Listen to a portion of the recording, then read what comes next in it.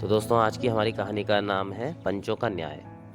बीरबल की प्रार्थना पर बादशाह अकबर ने उन्हें यह वचन दिया था कि उनसे अगर कभी भी कोई अपराध हो जाए तो उसका न्याय वे पंच करेंगे जिन्हें बीरबल स्वयं चुनेगा।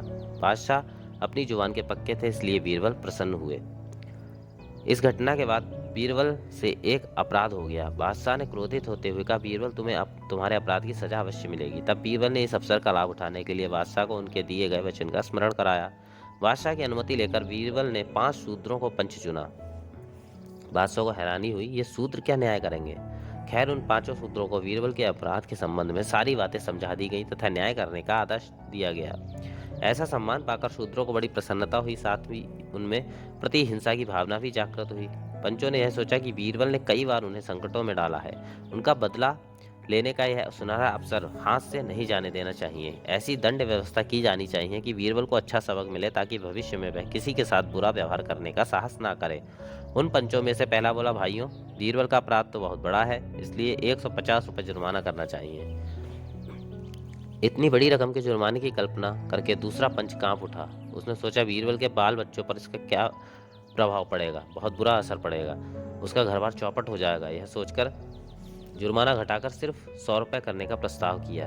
तीसरे पंच को इतना जुर्माना भी ज्यादा प्रतीत हुआ। उसने आश्चर्य प्रकट करते हुए जुर्माना घटाकर 60 रुपये ही रखने का प्रस्ताव किया। साथ ही उसने यह भी कहा कि इतना जुर्माना ही काफी है, फिर भी यदि पंच लोग चाहें तो 10 रुपये और बढ़ा सकते हैं। अब चौथे पंच की बारी आई। उसने अब तक के सभी प्रस्तावों का विरोध किया और कहा, इतना जुर्माना तो बहुत ज्यादा है और इसमें ज्यादा से ज्यादा कमी होनी चाहिए। चौथे पंच के प्रस्ताव का पांचवें ने भरपूर समर्थन किया और सर्वसम्मति से थोड़ी देर की बहस के बाद निर्णय हुआ कि बीरबल पर 50 रुपये जुर्माना करना चाहिए, क्योंकि यह जुर्माना बहुत ज्यादा नहीं है।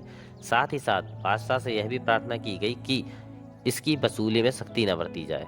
उसके बाद 5 शूद्र पंच बादशाह को प्रणाम करके चले गए।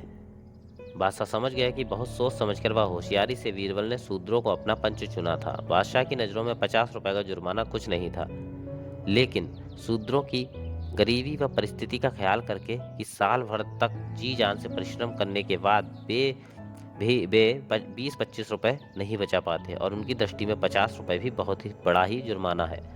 बादशाह दया की भावना से भर उठे, साथ ही बीरबल की चतुराई की मन ही मन प्रशंसा करने लगे। बादशाह बीरबल को फैसला सुनाने ही जा रहे थे, लेकिन ऐसा सोचते सोचते उन्होंने बीरबल को दंड मुक्त कर दिया। बीरबल को यह पहले ही ज्ञात था कि ये गरीब जातियां इतना अधिक रुपया नहीं बचा पाती जो ज्यादा जुर्माना निर्धारित कर सकें, और हुआ भी यही।